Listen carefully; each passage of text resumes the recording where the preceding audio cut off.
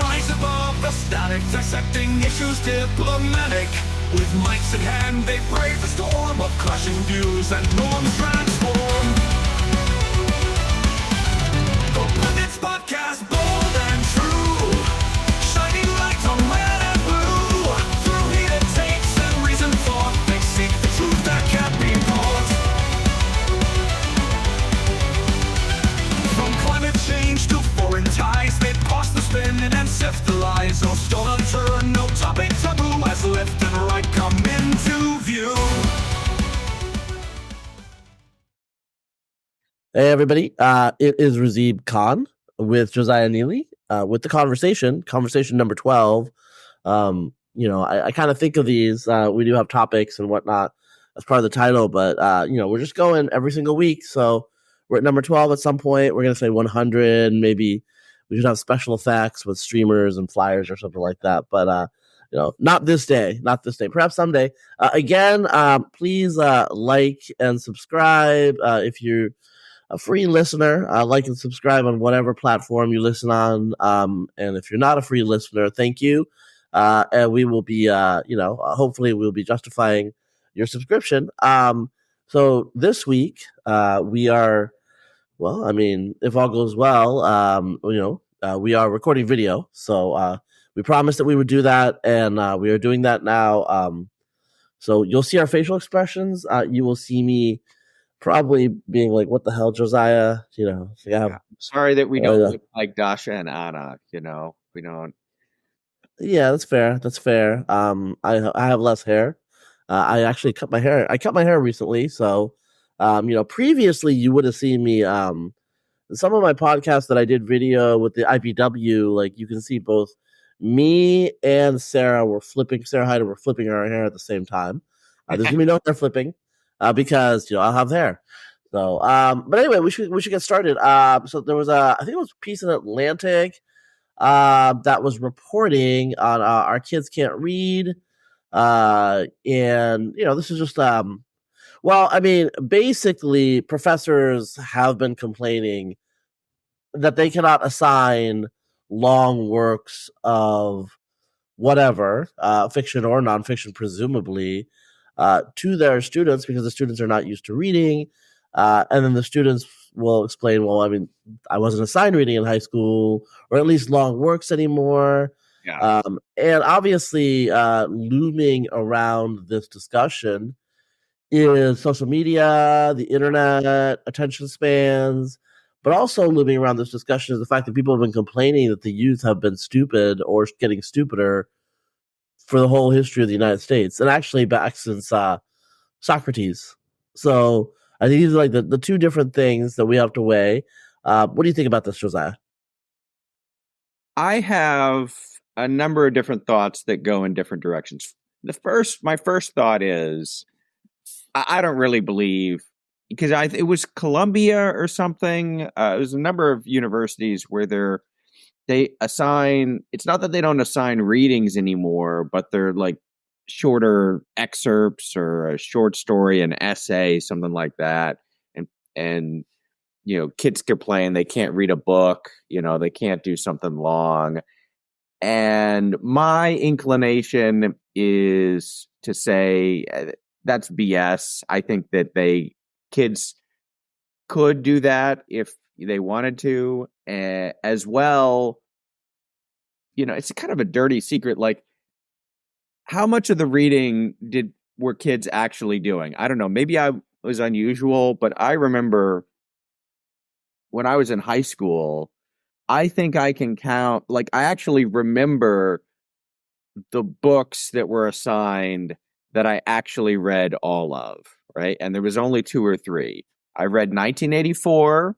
I read Hamlet, and I read Awakenings, which is kind of like a 19th century, is a Victorian novel. Everything else, you would read, the first couple chapters, and then you would skip ahead and read a little bit so that on the test, you could cite incidents and stuff, right? And it wasn't obvious that you had only just read the first couple chapters, but you didn't read like all of it. Maybe I was unusual, but I don't think so. I think like a lot of students, one of the skills that you learn in humanities type stuff is how to fake having done the reading.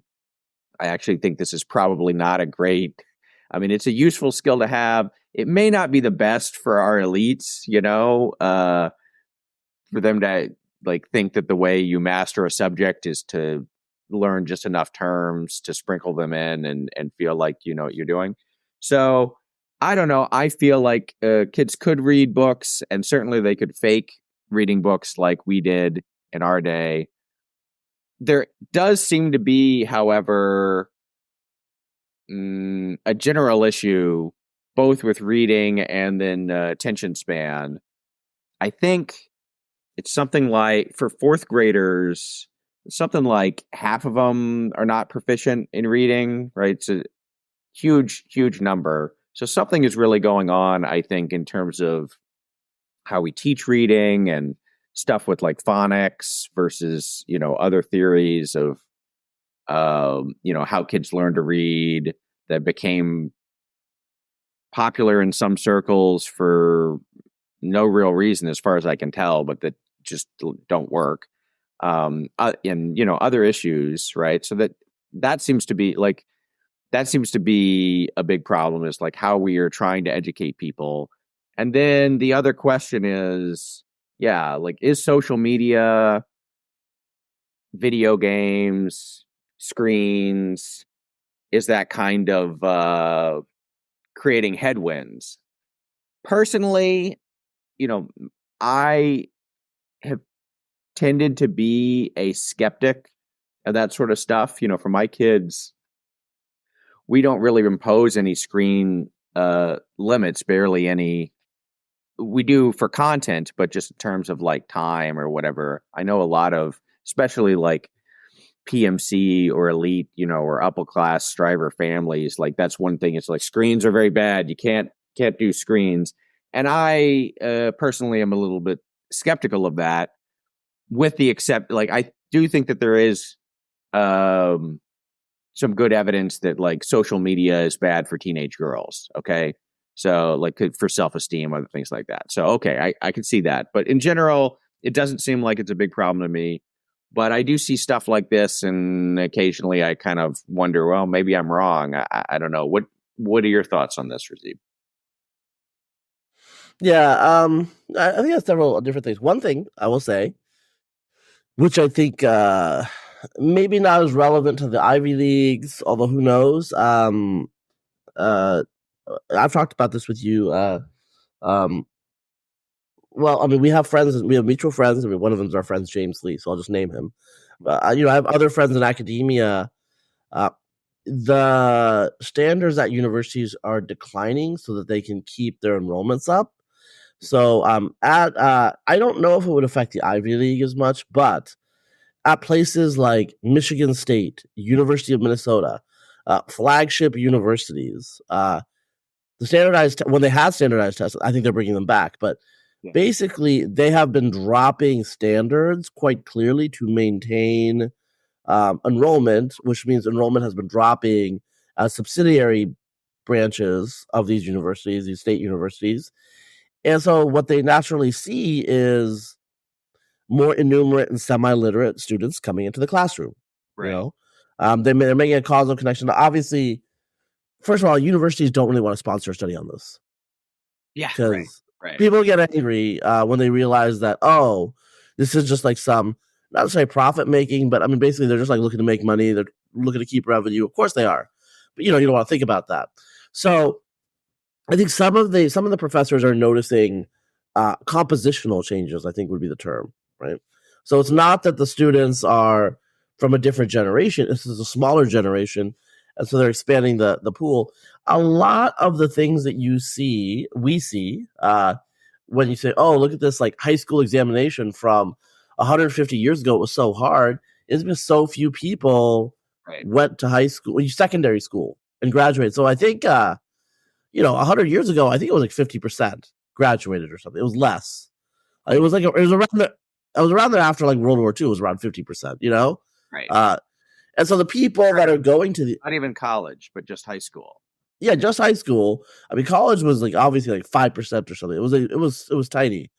So it was a very, very selective group. So obviously, the tests were more difficult. And you went to law school. I went to graduate school. The the floor, the expectations go up as you ratchet up. Usually, you can kind of tell. I will say, when I went to graduate school, one of the things that was kind of good, I say genetics at UC Davis is, oh, it's kind of nice where everyone's a nerd, because when you go to college, like so many Americans go to college, like now it's like 50%, I think, of Zoomers or whatever are graduating with degrees, 4-year degrees of some sort. There's a lot of people who don't like school. Yeah. That are getting the 4-year degree as kind of a vocational signaler, right? As opposed to like learning anything.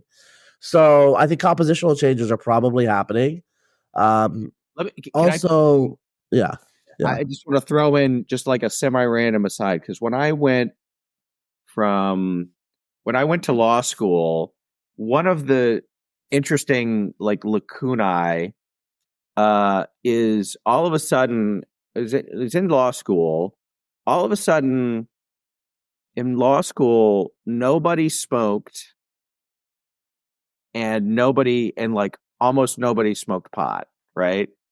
So in undergrad, like those are, I've never smoked either, really, but they were just like pretty common, not everybody, but in college, like these were big things. And then you get there, and of course, people still drank a lot, and they did other stuff, but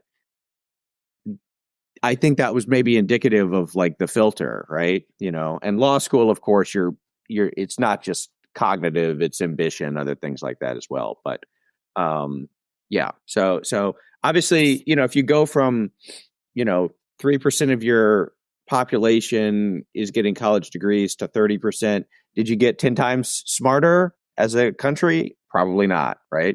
So that means that the population of college grads is going to be dumber overall. And so, yeah, I do think a lot of that is compositional. Go ahead. All right. So I think the compositional stuff, I have some evidence for it. Like I know the numbers because people have told me the numbers. Academics, professors have to actually be brought in, I think, by the administrators, because some of the administrators are stupid, candidly. Right. And so if you want to do like quantitative, like figuring out how to jigger things. Second issue is, we've been seeing a friend. We're not a friend. Just a guy on Twitter. I will just say he is black. His name is Corey Walker. If you want to, I don't know what his handle is, but anyway, kind of like, moderately conservative black man, that like, it's a whole type, but he's actually like pretty moderate compared to some others where it's like, we should bring back segregation. He's not one of those, you know what I'm saying? Like there's some conservative black guys you're like, okay, dude, but he's a normal kind of conservative guy, so, anyways, Corey he just straight up thinks that, a lot of the stuff that you're seeing at the Ivy Leagues is what we now call DEI, affirmative action. Right. And he just believes that, some of these students they're basically a different stream, shall we say. And so, this is like the Ivy Leagues. A lot of this is secret because they don't want it advertised, but, there's like urban myths or just kind of word on the street.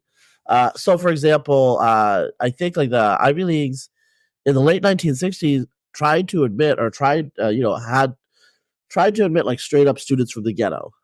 That didn't work. And so what they ended up doing now is what they do is like for say their black quota, because they have a quota. Yeah. Is they go for upper middle class, upper class black Americans, really a disproportionate number of mixed race, and the children of Caribbean and African immigrants. We all know the score. So, they're doing various things in that way, but still, these students are of a, lower academic caliber usually than the general population.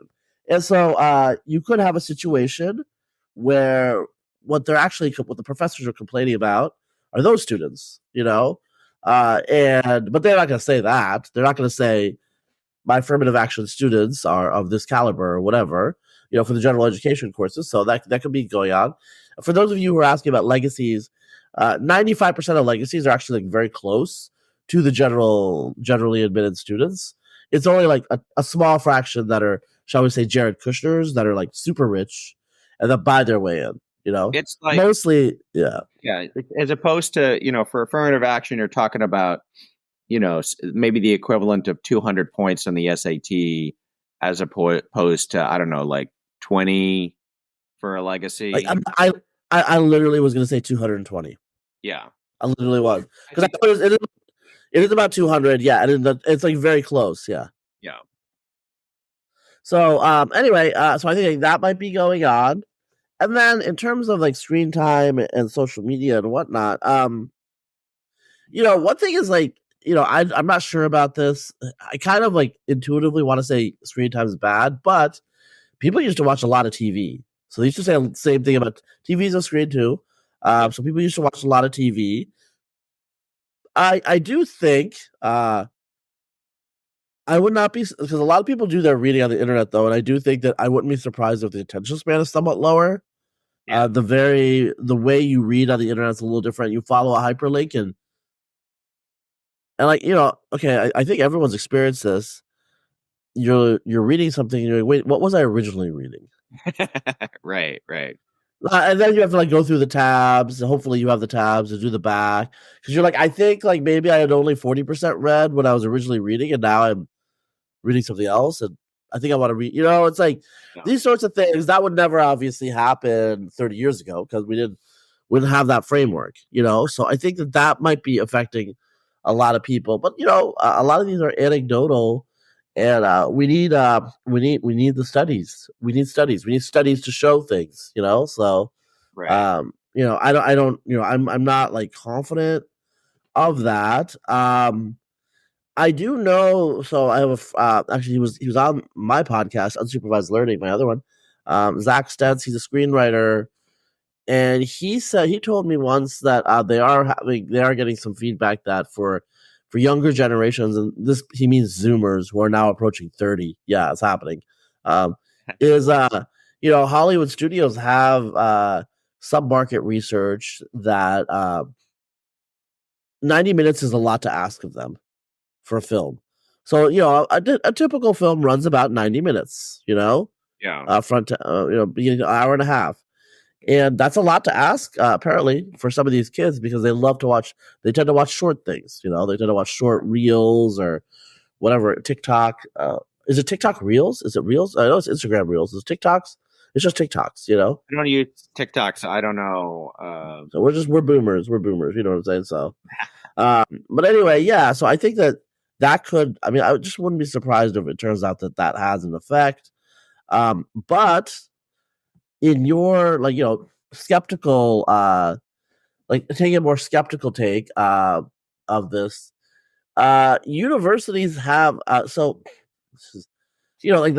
leftists say, oh, universities are neoliberal, they're like driven by the market and all this stuff. Well, they're actually not incorrect there in a lot of ways.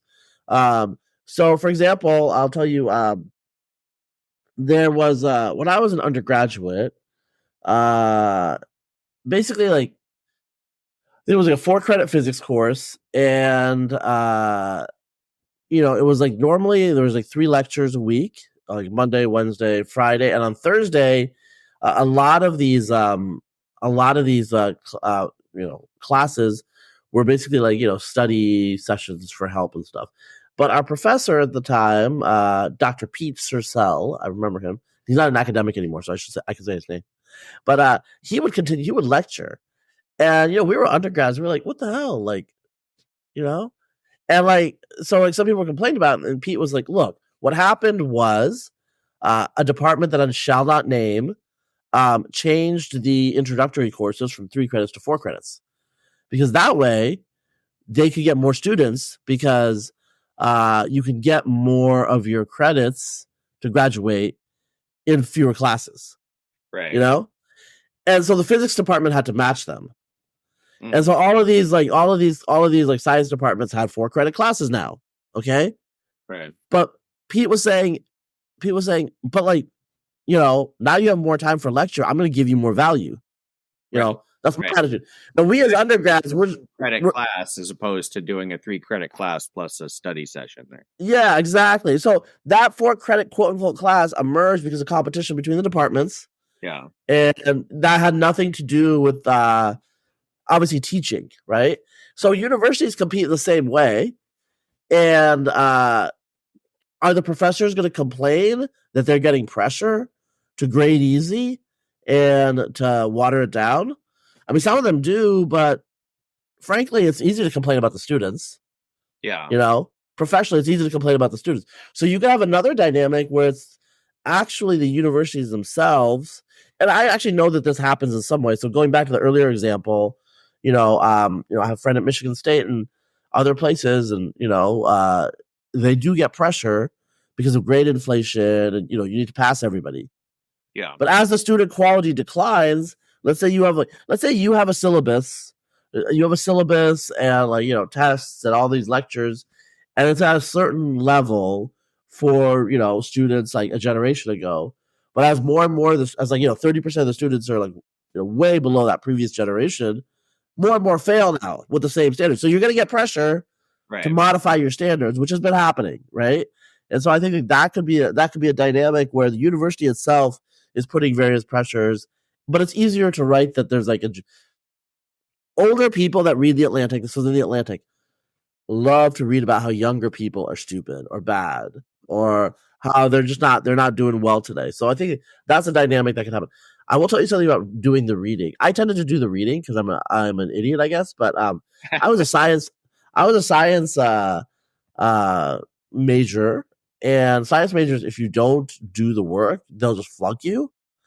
But I also got I also got a history minor, and once I got beyond the introductory courses, they assigned a lot of these readings, and I would show up having done the reading, and the other students were like, "Wait, you did the reading?" Yeah. And I was like, "Well, it was assigned." Right. And I was like, "Oh, this is a totally different thing," because if I didn't do the problem sets, Yeah. and I didn't study for the organic chemistry midterm, my ass was gonna fail. Right. Whereas these guys and girls were just kind of ad-libbing a lot, and anyway, I definitely get the idea of why, because there is evidence that at universities, humanities educations do not really add much skill or knowledge to people, whereas STEM majors do. And I just think it has to do with the fact that unless you're forced to, a lot of people are just not going to learn.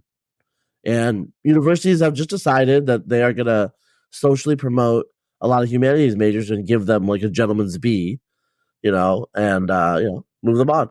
Yeah. I mean, I guess it depends on obviously the subject. I remember in college, I would almost always go to the lectures, but I took a computer science course, and in that course, I think I went to the first lecture and I went to the tests, right? There was a lecture day where it was the midterm and then one for the final. And I just skipped all the other lectures because it's I'm not going to learn anything. I already know this, so I don't have to go to the lectures. So it's kind of the flip side, where if you don't need to do it, my personality, I'm not going to do it, right? Whereas for a lit course or something like that, you kind of have to go to the lectures, whereas the reading is maybe a little bit more optional, And certainly if you're talking about science or STEM or things like that, right? Going to the labs, you got to go to the labs. Doing the reading is not really the issue because you got to do the problems, right? I never actually I skipped the lectures a lot too. If Yeah. Just to be clear, there are certain professors where you knew that if they did it so that you could just do the lecture, or you could do the reading, or you could do both.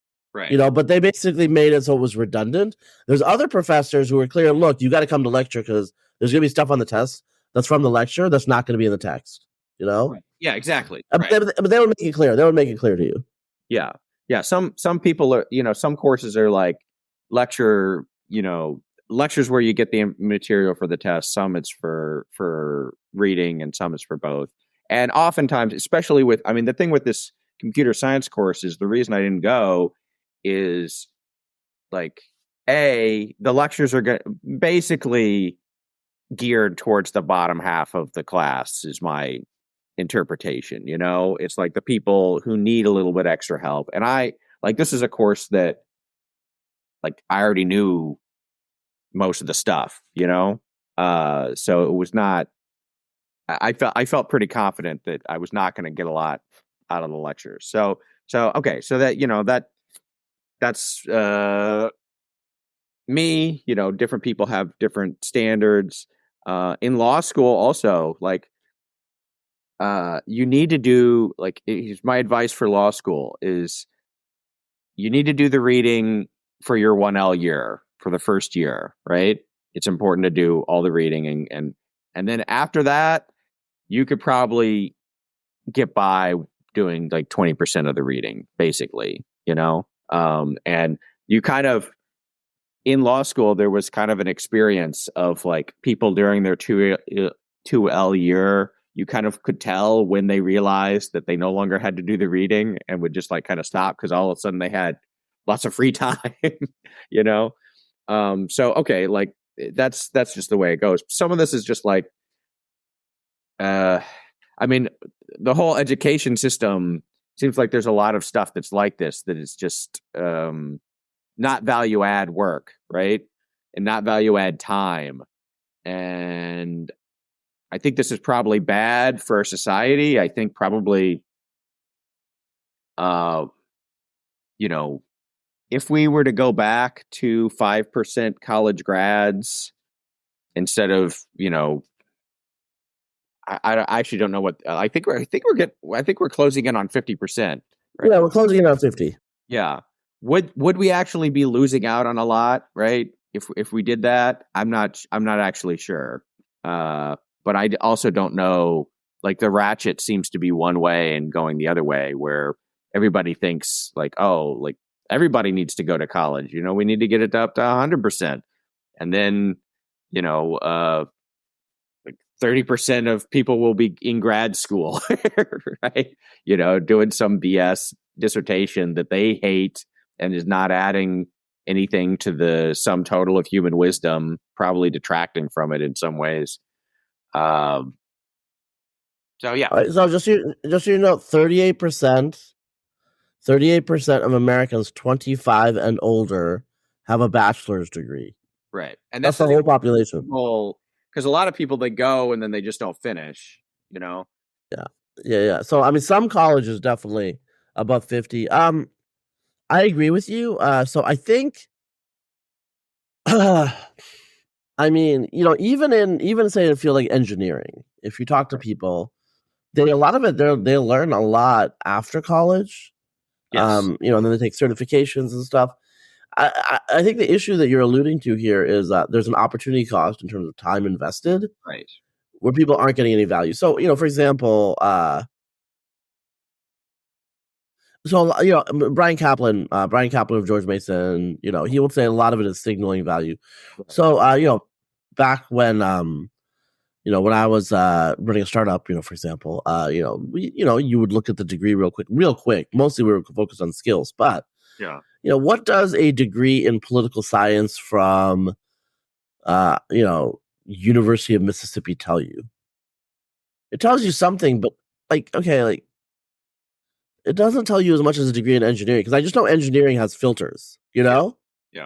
Whereas a political science degree, an English, like some of these humanity degrees, they're well known to be catchment basins for students that just don't want to do the work, to be a STEM major or pre-whatever, and they just want the degree, Right. And so usually, like, these students, like, they're not really learning any political science. Like, they don't remember anything. They just want to pass the class. Right. That's it. And then get the degree and move on. They really just spent 4 years socializing, networking, whatever. They didn't really, you know what I'm saying? Yeah. Whereas, like, if you majored biochemistry, usually, people know something about protein fold. They will learn something. So I think like that person that gets a political science degree, they would have been fine just going to work in the insurance agency. They would be making money. So I mean, like, college, especially undergrad, can be fun, but that's time like you could be making money, your life script gets delayed. Like we were talking about, people talk about like fertility crisis, other things. Like, I don't know, maybe some of that is that an increasing number of people have to spend their whole 20s in school, and it's not very convenient to like be married or have kids then. And so it's like you're delaying the whole life script for people. There's all sorts of like bad downstream effects, in my opinion, of doing it this way.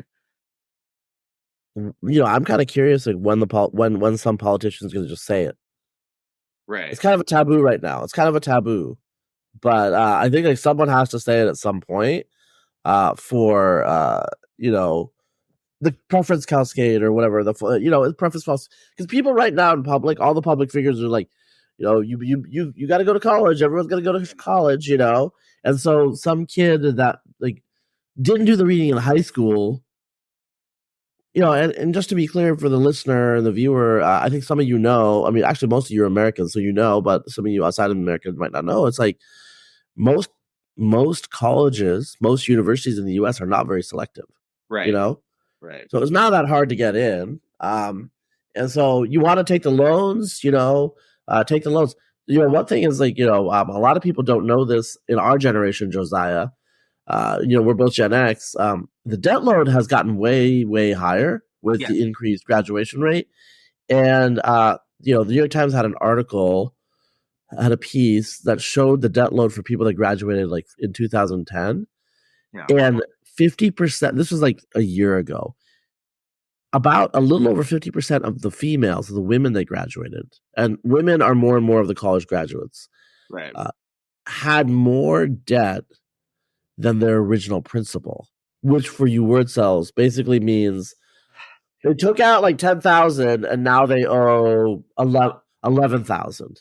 Right. Over 50%. So that means that they're actually, not only are they not paying it off, they actually are owing more as they go on, partly because they're probably like paying the least that they need to pay. Their interest rates were high, whatever. You see this on X. It pops up periodically. Not always student loans. Sometimes it's other types of loans, but usually it's student loans. And I've actually had conversations with people, back and forth on X, where I'm trying to explain to them, look, if you were paying less than the amount of interest accrued on your loan, then yes, it is going to go up, right? It's like, because they'll say, oh, it's a mathematical truth. Paid every month for 10 years and it hasn't gone down. It's like, okay, but clearly you were not. Yeah, it's like a math thing. Clearly you were not paying just the interest on this loan. It does kind of, it is kind of, it makes me fear for democracy, but it also makes me think like, it would be one thing if you were having to have this conversation with someone and it was like credit card debt or a car loan, although I don't think they let you do that for car loans actually. But for a student loan, it's particularly disturbing because these are people, you get a student loan because you're getting some sort of advanced degree, right? Or at least college. And you hope that those people would be intelligent enough to understand how interest works, but it seems that no. In many cases, they don't understand. And so like that's a kind of, indicative of where we are in the system. It's not I don't think it's a good sign. But it's crying out like when you have that. Yeah, I want to say something just to clarify something. That's people that have loans, which is not the whole. There's a proportion of students. There's a proportion of people that don't have any student loans, like a large proportion. Yeah, I don't think it's like over 50%, but whatever. It's like it's not a trivial proportion. So I just want to be clear about that. But it's a portion of people that have loans. So there's a lot of stuff that's going on. So these stories about education always have a lot of moving parts, so we've gone from like kids don't read to like people are like getting fake degrees. The government is subsidizing it. And Yeah. I talked to Ines Stepman, who's a friend of ours, a conservative think tanker. I mean, basically, and she's a millennial. Yeah. I mean, we're probably going to have a debt jubilee. We will probably. This is not sustainable. These people will never pay it. We cannot have debt. I mean, I'm not even. Or we'll inflate it away. Yeah, I'm not even opposed to that necessarily. My only requirement is that it would have to come with some sort of structural reforms to the way loans are done and the way schools operate, because you can't, like, if it's just like, okay, we're going to forgive all the debt, but we're going to keep the same system that led people to accumulate all this debt, that's just going to make it worse, because now not only will people be taking out all these loans for, fake degrees that they don't understand the interest, but like, why even, it's like, who even cares? Because there'll be another debt jubilee once you accumulate another 300K in student loans, right? So there's got to be some sort of, there's got to be some sort of change, right? I think there needs to be a change to the education system, but also, like, a lot of it, this is, people are, like, pretty much anybody, you can go to college, you can get some student loans because, you're not like, they're federal loans, they're, other stuff, right? So the banks or whoever, they're not doing, it's not the same underwriting standards as if you were trying to buy a house or a car. No. You automatically, you're 18 and they give you, right. And just to be clear, I wanted to emphasize the generational thing, because in our generation, the debt loads were lower, and also the interest rates were like pretty straightforward. I don't want to get into the details. It's not like super interesting, but there were like caps, like $40,000 in public debt that you could take, and then the government, and beyond that, you had to get. So if you go to a private college, a lot of times you have to go above that, and so there are people that have like 8% interest or 10% interest, and there's people that have 2% interest. If you have 2% interest, especially with the way inflation is, you actually shouldn't pay it all. Unless you're just like right. a freak about it, because because the real money that pot is declining, right? Because inflation is outrunning the interest rate, right?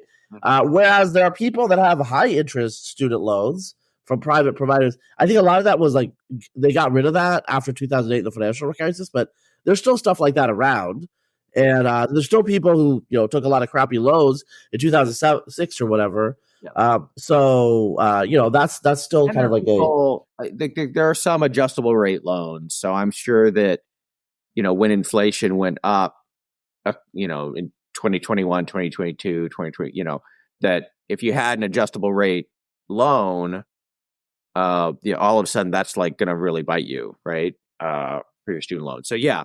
And then, they're not even just like making the student loans dischargeable in bankruptcy, right? Which they're not. It's like one of the only loans where you can never get out of it. Like, I feel if they were dischargeable in bankruptcy, private lenders would immediately stop. Correct. Lending. Or they would, they would, really tighten up like who could get it, Yeah. So there's got to be some sort of change. I don't know exactly what it is, but well, if it's not sustainable, it will not sustain. Yes, yeah, right, exactly. All right, so we should probably move on to the next topic. Talk about like kind of like the state of the race. Kamala Harris, Trump. They're both doing media tours. She went on Call Her Daddy. Okay, I feel really boomer right now. That can't be right. Call Her Daddy? No, yeah, I don't know. Whatever, it's some podcast like that, yeah. Call Her Daddy. It's Call Her Daddy. Okay, well, Call Her Daddy, and then whereas like Trump is going on like these broadcasts, like Andrew Schultz's podcast, who's a pretty funny comedian. I'm gonna start just real quickly. I've only like listened to clips. I know I've never listened very much to Call Her Daddy. I have like watched Andrew Schultz. He's actually I mean, how do I say this? The wattage of some, like, you could tell some comedians. Oh, so Norm Macdonald, Right. he was smart. Yeah. Other comedians, they're talented comedians, but they're really not smart. Right. Okay, so I don't think, say, Jimmy Kimmel, for example, Right. is a brilliant mind. Adam Carolla admits that he's not a really smart guy. He's just funny and witty and everything like that. Like, he'll just be like, "I wasn't a good student. That's why I didn't go to college," or whatever, right? Right. Andrew Schultz, he's smart Mhm. because some of the things he says, where it's like, people are like laughing, you could tell that like there's also like another layer to it, Yeah, and I'm right. like, oh, most of these retards don't know what he just said, you know.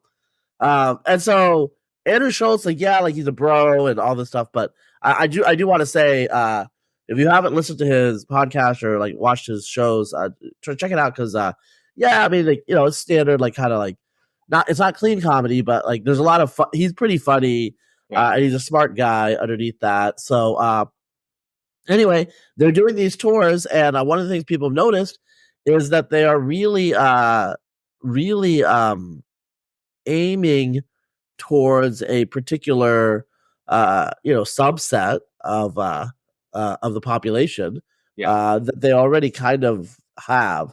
So Call Her Daddy, Taylor Swift endorsement. The V. Kamala is doing really, really well with unmarried younger women, for Right. example. Right. And there's a massive gender gap between young men and young women, and a lot of it is driven by just young women getting super liberal over the last decade. You know, now a little of it is now like young men are starting to get more conservative or say that they're more conservative. Right. So you see the intergenerational millennial men say that they are more liberal than Zoomer men, and so that is the male shift. But the female shift is actually bigger, and so there was this radical shift to the left by young women, and there was kind of like a counter reaction. And this is in a global context, like everywhere across the world, this looks like to be happening. So it's some sort of like economic, social structural effect. In Korea, it's very extreme, which is one reason they're not having children because there's kind of like a war of the sexes, And I do think that Trump and Kamala Harris in the younger cohorts, they are kind of exemplifying, like gender political dynamics. I mean, I don't know how else to say it. Yeah. So I think that is one of the big themes of the election is gender gap, and they're clearly going after both campaigns. I think feel that they have locked up their base voters, and so they are trying to go for more low engagement voters, which I explain some of these media choices. My understanding is that the undecided voters tend to skew male. So I don't know, and the Trump media choices are like definitely reflecting that. They're trying to go like bro podcasts or other things to try and find low engagement male voters and try to push them over the edge. Kamala, the campaign, you can tell they are worried about some softness with a number of demographics, right? Particularly like young men, black men, Hispanic men, actually all men, but Look at non-college men in particular. non-college men in particular. Yeah, right. These are not the people who are listening to Call Her Daddy, I think, or watching The View or whatever. They did bring out Barack Obama, former President Obama. He gave a speech. Barack Hussein Obama. I believe that is his middle name. Yes. So he gave a speech a day or two ago that kind of addressed this and was, basically called out black men who didn't want to vote for Kamala because maybe they didn't want to vote for a woman or whatever. I don't actually think that, like, I try to put myself in the mind of someone who actually is reluctant to vote for Kamala because she's a woman, as opposed to like all the other reasons why you wouldn't want to vote for her. And I think, if I were like that, if I was like, yeah, do I really want a woman president? Is hectoring me or guilting me into trying to vote for her, is that going to be an effective strategy? I don't think so. I feel like that would almost backfire, because you're saying like, okay, well, this is what it's going to be like if she gets to be president. This is what it's going to be like for the next 48 years, right? It's constant people saying that I have to do this or that, or I'm some horrible person. So I don't like.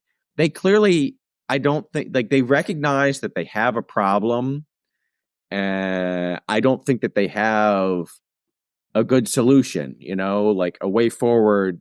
They don't know how to message to young men or, black men or whoever in a way that's actually going to appeal to them, right? Like the stuff is like Doug, her husband is like a sex symbol or whatever. I don't think that's going to do it, Tim Walz, I don't think it's going to do it, So I don't like, obviously I think that there are messages that maybe could resonate, but they haven't figured it out, and the campaign, I think, is a little cautious.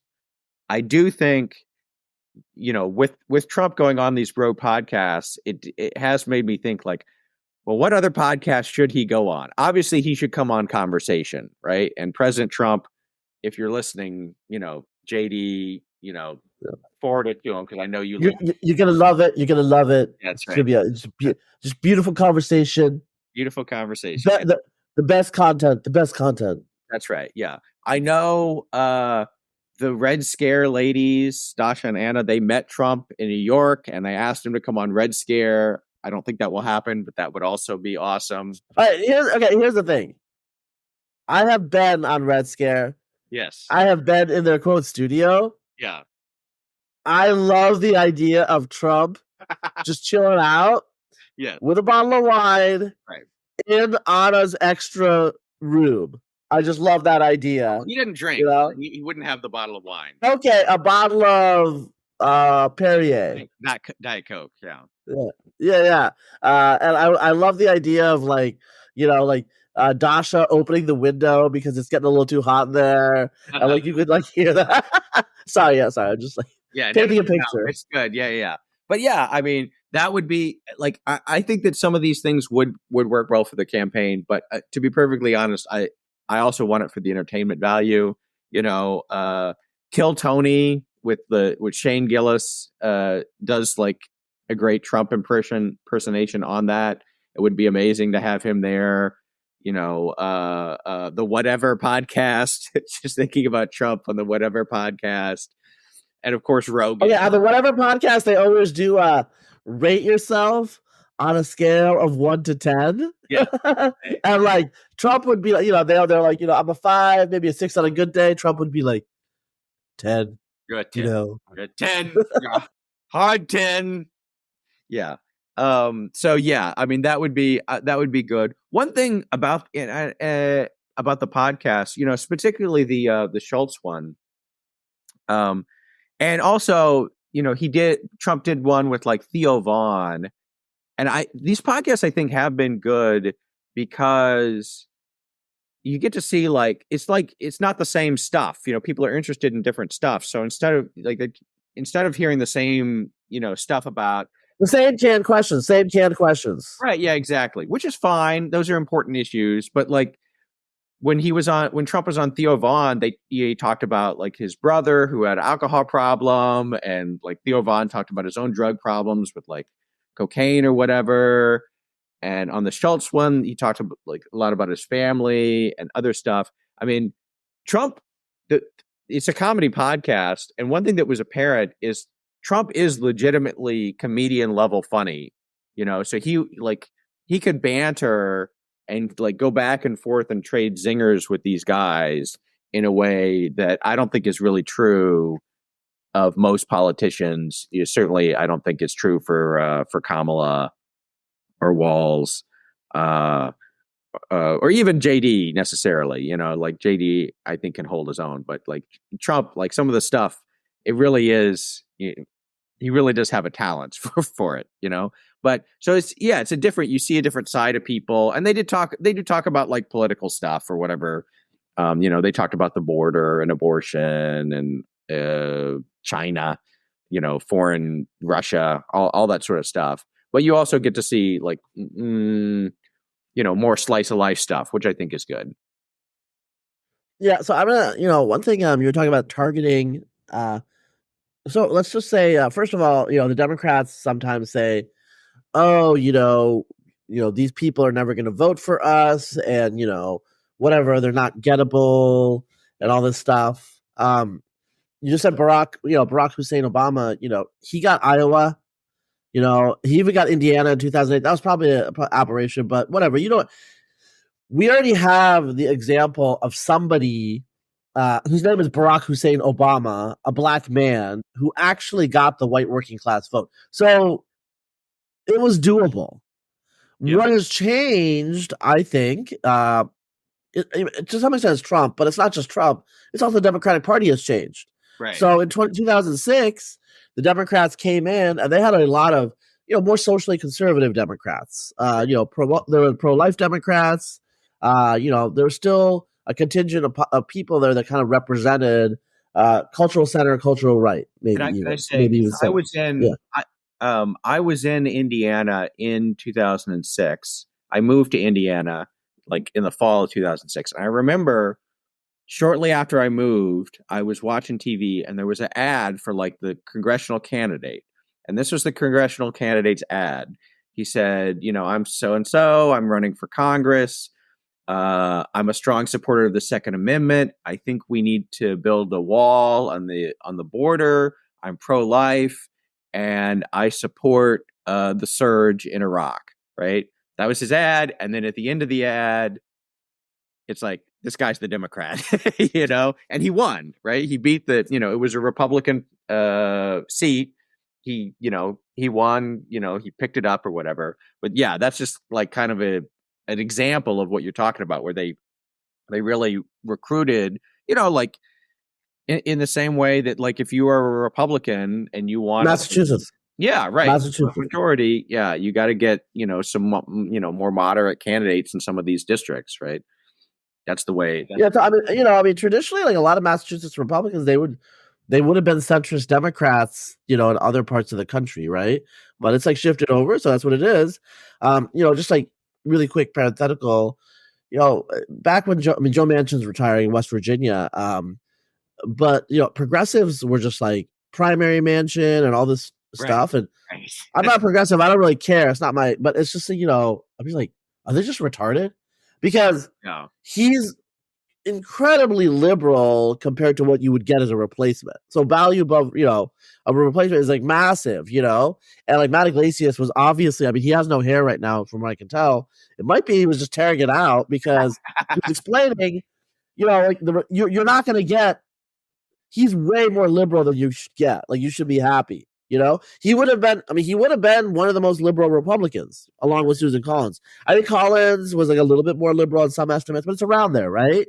And here's the other thing, this is what I would say with like, because you used to have, there were more of them, Arlen Specter or, Susan Collins now is, the more moderate or whatever. And people will complain sometimes. But the thing is, especially for the Senate, well, it's a little bit different in the Senate, but Senate and House. But let's talk about the Senate.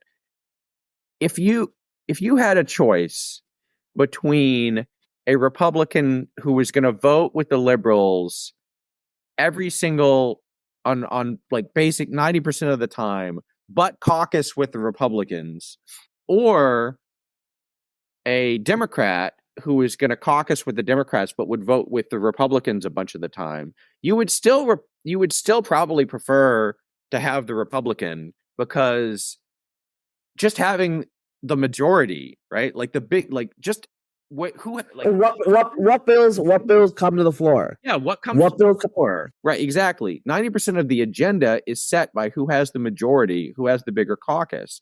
So like obviously if you have like 55 seats, maybe you're better off having 54 or whatever. But like in general, when it's so close, no, you like the only vote that matters is the vote for leadership, like and that's not the only vote that matters, but that's the most important vote. And in general, even like a Manchin and a Collins, even if they are like mavericky or whatever, like on the very big votes, they almost always find a way to not be the deciding vote, right? Like, so if it's like, if you're going to lose 55-45, okay, maybe they'll vote with the 55, but if it's like 50-50 or 51-49, somehow they will find a way to not be the deciding vote, to be on your side, right? Collins does that. Manchin did that. So, I mean, some of that is just like political sophistication, and some of that is just like posturing, I would say. Yeah, and so, but what I was getting at, is it's not like, I mean, it's not like they didn't know. They did know how to appeal to these. They just, Yes, right, it's like learned helplessness. They think putting Tim Walz in front of them. Oh, he's a white guy.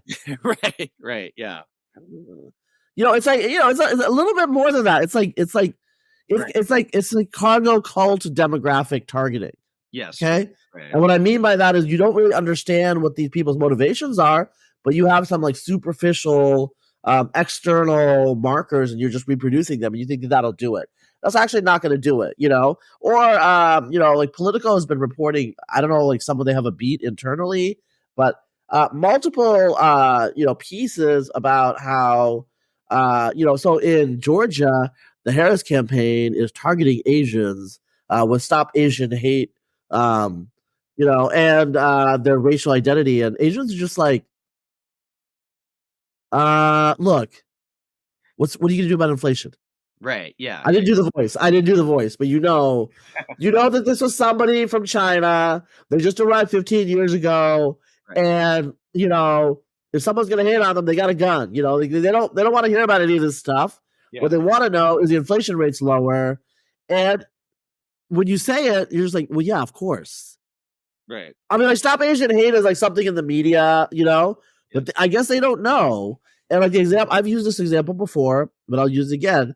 I remember when Build Back Better was being passed, a lot of the staffers were worried that these shovel-ready projects or whatever, well, there's going to be disparate impact because, white males are construction workers. And I'm just like, okay, these women on Capitol Hill have never been to a construction site, Right. because like Jose, is not.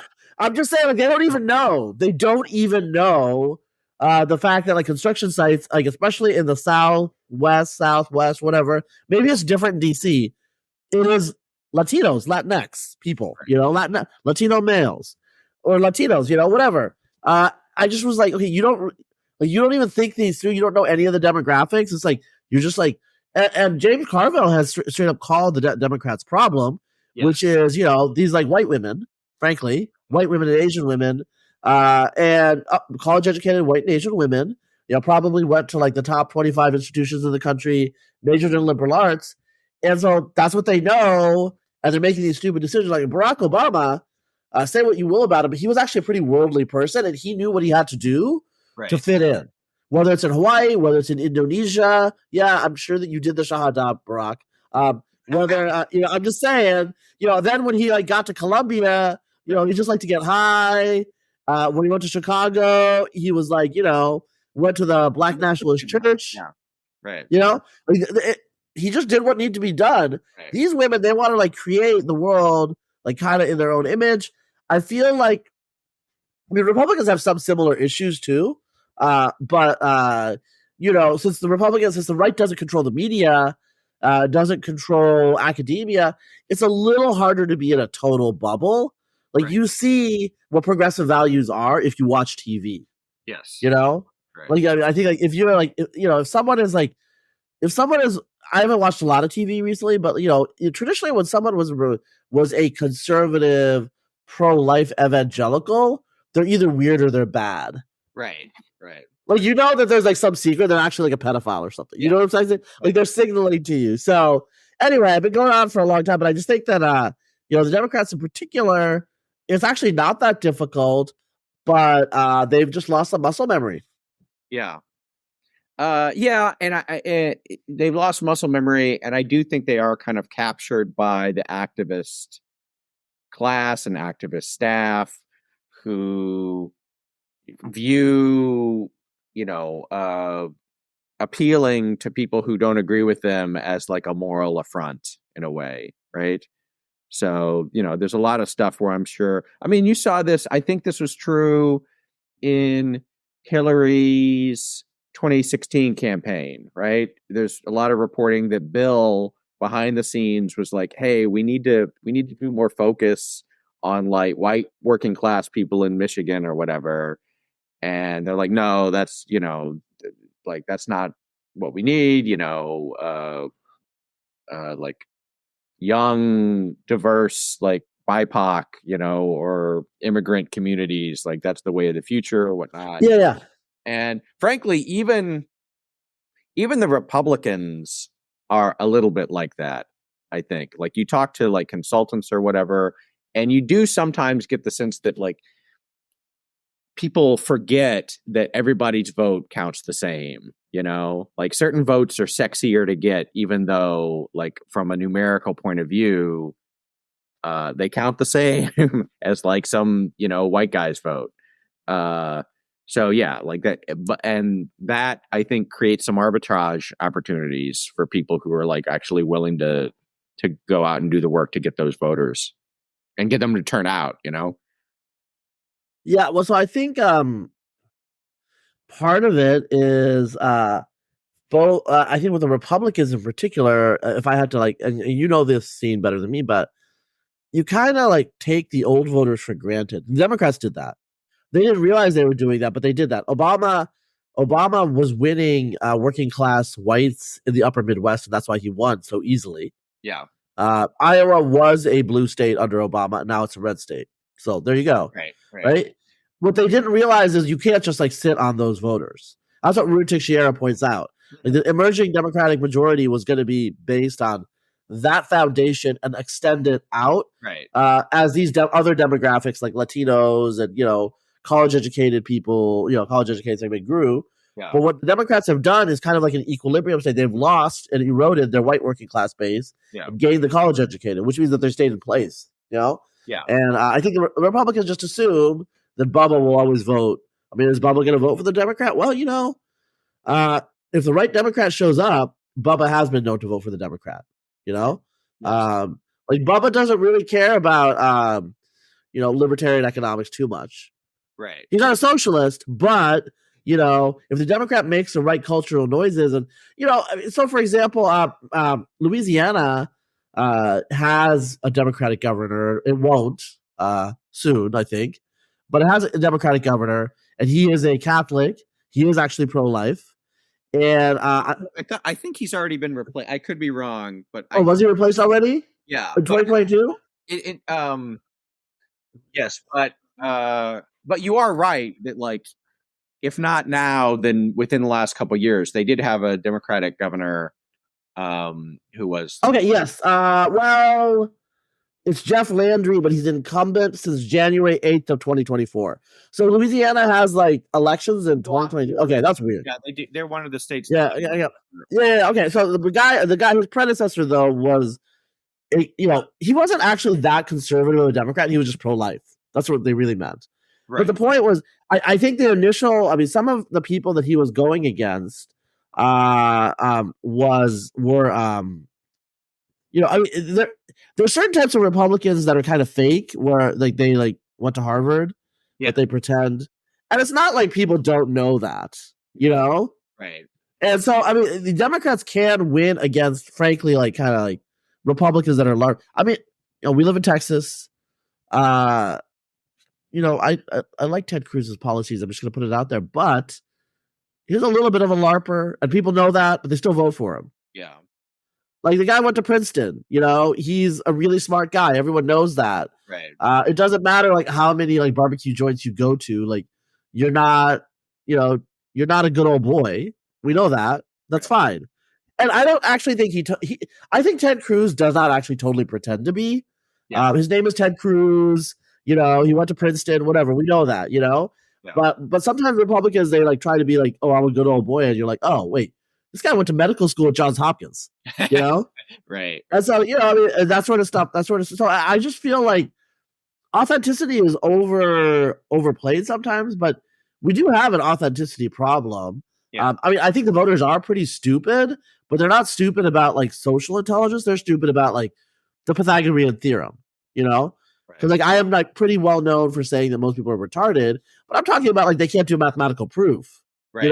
Yes. But they can tell if you're being fake. Right. Like they're geniuses about that, and I feel like politicians sometimes forget that. So speaking of geniuses, so we gotta do paywall. All right. We gotta do paywall. PNC. All right, If you want to hear about Coates, you gotta. And we're gonna talk about Ta-Nehisi Coates and the message and the genius. So I call Ta-Nehisi Coates. So there's this whole thing about what was it? I forget the guy's name. I'll look it up, but it's like he disrespected them. Actually, it was Tony, and his last name is hard. I'm gonna call him Tony D. Yeah. Tony D. Okay, because like I'm not gonna. I don't know. No one knows how to say that. Tony D was like disrespecting him, and I just was not totally unseriously. I was like, hope you enjoyed the podcast so far. To listen to the rest of it, please go to Khanversation.substack.com.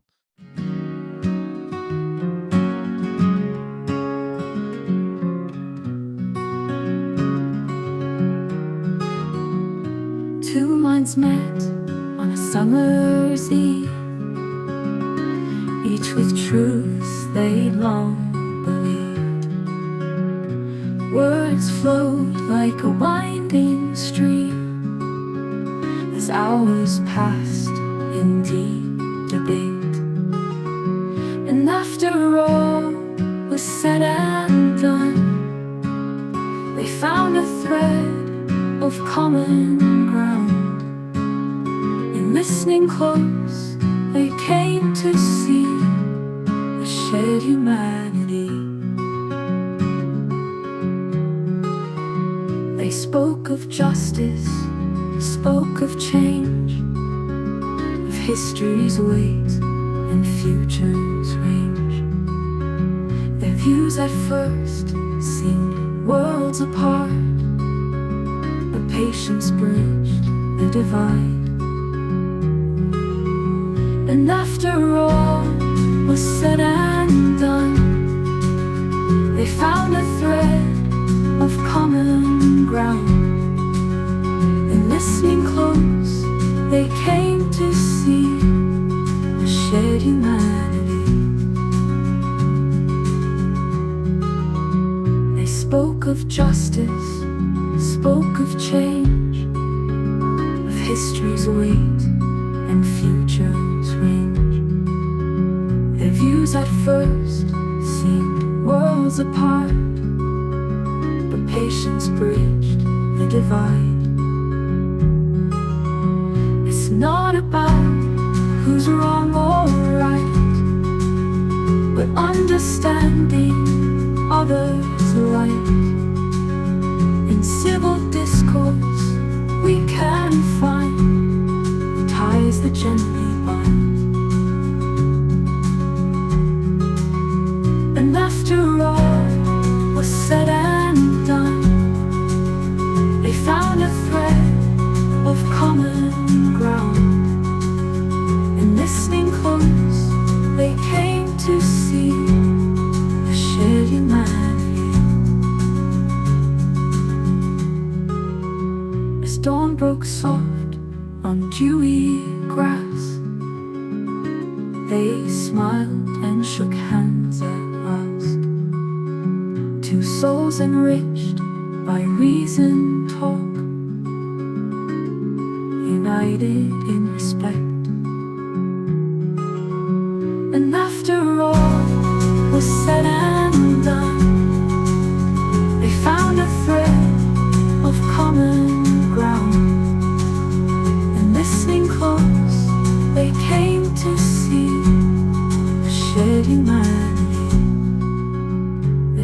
song captures the essence of a long, thoughtful discussion between two public intellectuals. It emphasizes the power of patient listening, mutual respect, and the discovery of common ground. The gentle tone reflects the common understanding they reach after their debate. Would you like me to expand on any aspects of the lyrics or discuss the